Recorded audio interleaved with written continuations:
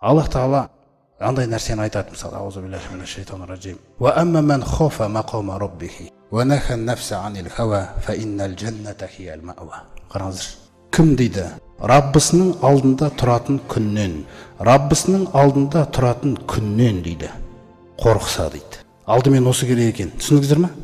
Қорқу деген нәрсе керек екен. Қорықса, ва нахан, сосын барып айтып жатыр. Сосын тыйса дейді. Ан нафса, жан дүниесін.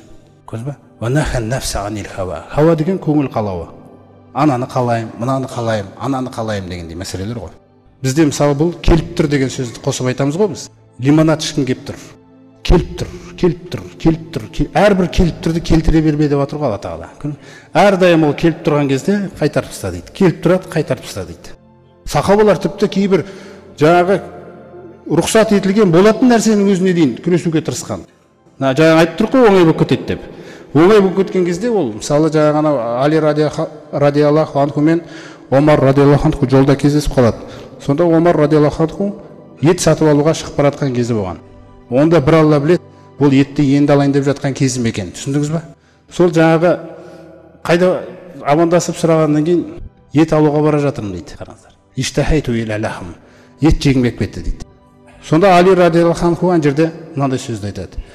Акуллама иштахайта иштарайта. Әрдайым жегің келіп кеткен сайын сатып ала бересің ба дейді.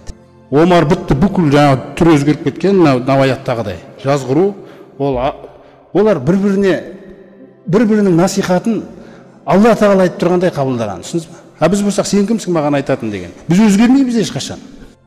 Егер алдыңдағы адаммен ғана жаңа істесетін болса. Содан Омар кетіп қалды, алмайды етті. Көрдіңіздер ме қандай нәрсе? Асыл болады ол. Егер одан кейін сәжде жасап, шүкір етіп, жақсы құлшылығын жасап атсаң, харамнан тоқтап. Бірақ олар сондай, олар харамнан тоқтағаннан кейін, олар әрбір келе береді, жаңағы келіп тұр деген нәрсеге дейін тоқтатып тастаған адамдар. Көрдіңіздер ме қандай мәселе? Біз ондай дәрежелерге жету үшін алдымен жаңағы бер жақтағы Алла тағала харам еткен нәрселердің өзіне жаңағы бармаса да соған қарап қоюдың өзінен күресу керек бізді. Мысалы, өткенде айттық қой, Юсуф алейхиссаламда жаңағы уәзірі, патшаның уәзірінің әйелі азғырды. Ең соңында ақталып жаңағы соттан кейін ақталып шығады. Сол кезде мына сөзді айтады Юсуф алейхиссалам, қараңыздар. Жаңағы қашып баратқан адам ғой енді күнәдан.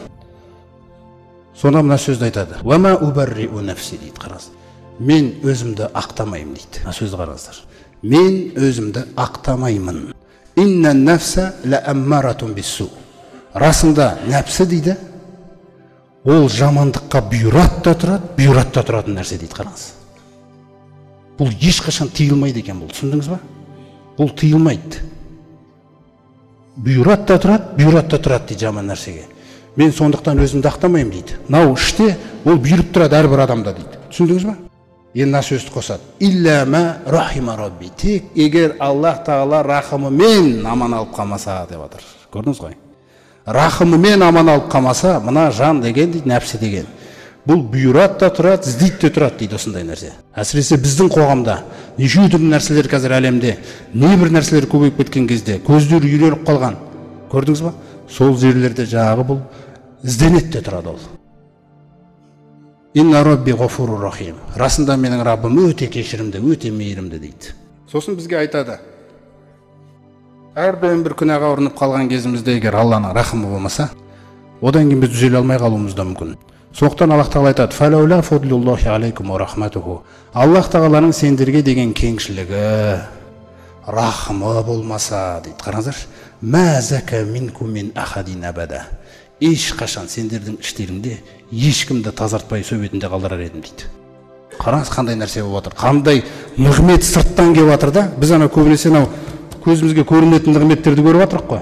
Көлігің, денсаулығың аман есен, жаңағыдай тамағың бар, күрішің бар, етің бар дегендей. Бірақ сырттан Аллах тағаланың сізді құтқарып қалып жатқан сәттері, ол мүлде сіздің есебіңізде де жоқ ол. Оны тек қана жаңағыдай өзіңді өзің жазғырып, Алла тағала бір ой салып қойған кезде ғана болмаса, адам оны білмейді де. Мынау аятқа қарасаңыздар, тіпті керемет. Бізге баяндап жатыр да: "Валаула фадлуллахи алейкум ва рахматуху латтабаътумуш шайтана илля қалила." Алла тағаланың сендерге деген кеңшілігі мен рахымы болмаса, бүйтіп қорғап ұстап тұрған. Қараңыздар. өте азғантай сандығын айтпағанда, қараңыздар, пайғамбарлар, сахабалар сияқты, соларды айтпағанда барлықтарың шайтанға еріп кетер едіңдер дейді. Лә деген харфты қосып жатыр, қараңыздар. Міндетті түрде, әлбетте еріп кетер едіңдер шайтанға дейді, барлықтарың. Азғантай адамды ғана айтпағанда. Сондықтан кеңшілігімен, рахымымен алып тұрғандықтан басын көпшілігің аман қабатсыңдар деп жатыр бізге. Көрдіңіз ғой? Міне сондықтан бұл нәпсі деген нәрсе, бұл сіздің өзіңіздің қолыңыздағы нәрсе. Қалай сіз әйеліңіздің түзу болуын, қалай сіз балаңыздың түзу болуын, солай өзіңнің жаныңның да түзу болуын қала. Сол қашан мына жақтың жанының түзу болуын қалап, соған еңбек етіп атасыз. Мына жаққа насихат айтпай-ақ түзу бола береді бұл. Өйткені сіз мына жақты жөндесеңіз, Алла тағаланы сіздің бүкіл сыртыңыздағы шаруалар жөндеп береді. Оп-оңай оған ол. Өйткені сіз негізгі уайымды таптыңыз да. Сіз негізгі проблеманы таптыңыз. Көрдіңіз ғой?